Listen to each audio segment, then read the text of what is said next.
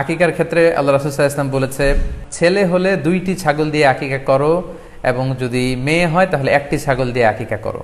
তো সেক্ষেত্রে কুরবানিতে কিন্তু এরকম বিধান নেই। কুরবানিতে কিন্তু 1টি ছাগল দিয়ে আপনি কুরবানি করলে কুরবানি হয়ে যাচ্ছে, সেখানে 2টি ছাগল দেওয়া লাগবে এমন কোনো কথা নেই। তো এভাবে আমরা বুঝতে পারতেছি, খুবই স্পষ্টত কমন সেন্স খাটালেও আমরা বুঝতে পারতেছি, এবং আল্লাহ রাসূল সাল্লাল্লাহু আলাইহি ওয়াসাল্লামের ভাষ্যগুলো অনুসারে আমরা বুঝতে পারছি দুইটা দুই ধরনের ইবাদত।